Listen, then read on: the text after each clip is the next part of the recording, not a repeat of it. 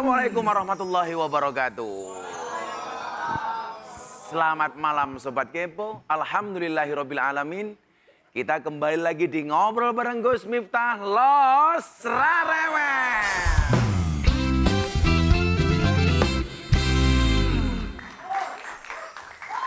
Malam ini kita akan membicarakan tentang kisah seseorang yang mampu mengambil tindakan dengan cara yang berbeda. Pokoknya beda banget deh. Karena tanggung jawab adalah segalanya di atas jabatan maupun perintah. Namun, kita sebagai manusia tidak boleh lengah dan tergiur akan godaan-godaan yang mungkin bisa datang kapan saja.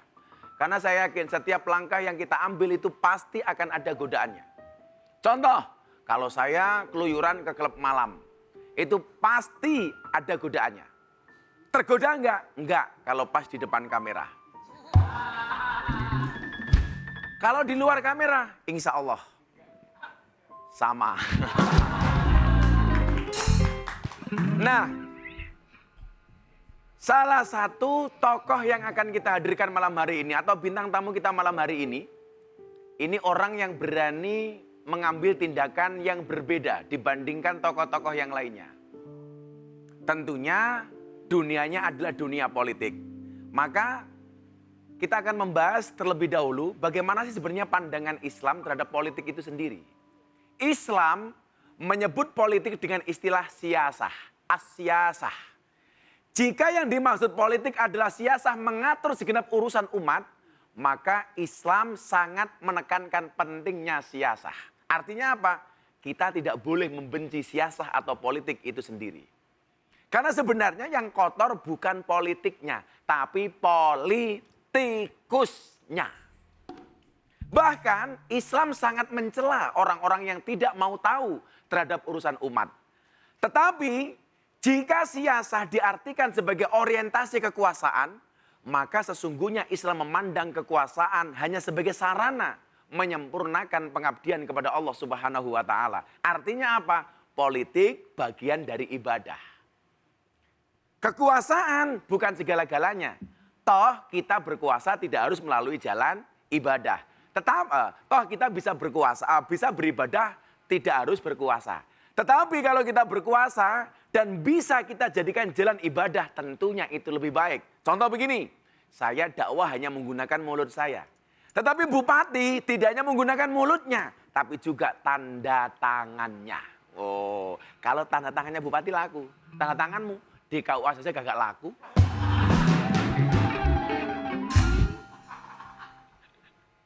Maka Islam membolehkan kalau politik modal seperti itu menjadi sarana dalam masalah kekuasaan. Karena saya nggak mungkin menjadi anggota DPR kalau saya tidak terjun ke dunia politik. Saya nggak mungkin jadi bupati kalau nggak ada partai politik yang mengusungnya.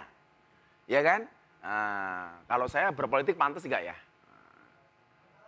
Kira-kira pantasnya jadi apa? Bupati, gubernur, atau RT? Maka yang perlu diingat adalah berpolitik harus ada nilai manfaat. Manfaat apa yang kita bisa berikan kepada masyarakat. Jangan memperkaya diri sendiri. Jangan lupa dengan kesejahteraan rakyat. Saya itu kan sering ya jalan-jalan di Indonesia itu. Begitu lihat jalan berlubang banyak. Itulah bedanya di daerah sama di Jakarta. Kalau di daerah itu banyak jalan berlubang. Kalau di Jakarta banyak lubang berjalan. Begitu jalannya rusak, kadang-kadang sopir saya itu menggerutu. Kiai, kenapa? Ini jalannya rusak. Terus ini yang rusak pasti truk.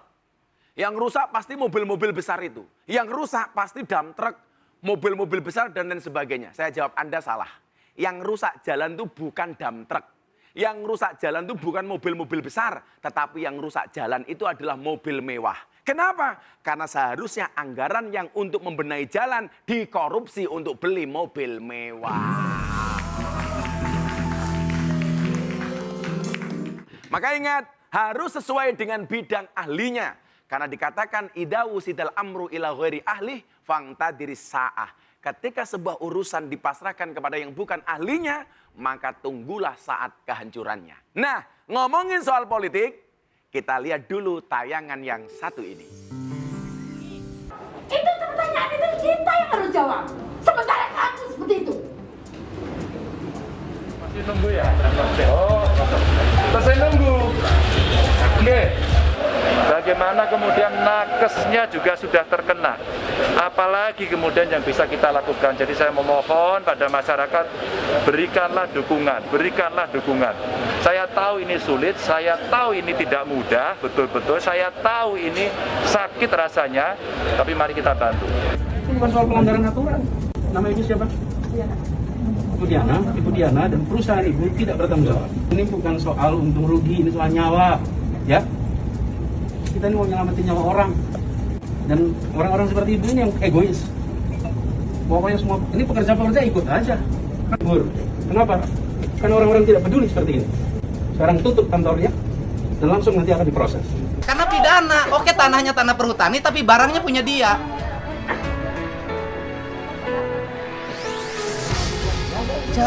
Coba lamun eueuh nu ngadu ka kuring subuh tah. Eueuh nu leweh nelpon Deddy Mulyadi beak tah leuweung di dia. Saya ngomong sebarakali Siliwangi. Ai Siliwangi tengah jaga leuweung.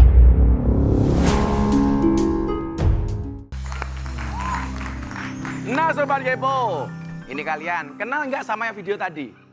Enggak? Kenal nggak? Kalau kalian nggak kenal lucu, kacau. Ini videonya di mana-mana. Ada di YouTube, ada di Instagram. Kita kenalan langsung dengan bintang tamu kita, Kang Deddy Corbuzier.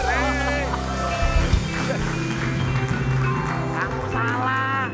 Saya bilang Deddy Corbuzier, kamu tepuk tangan.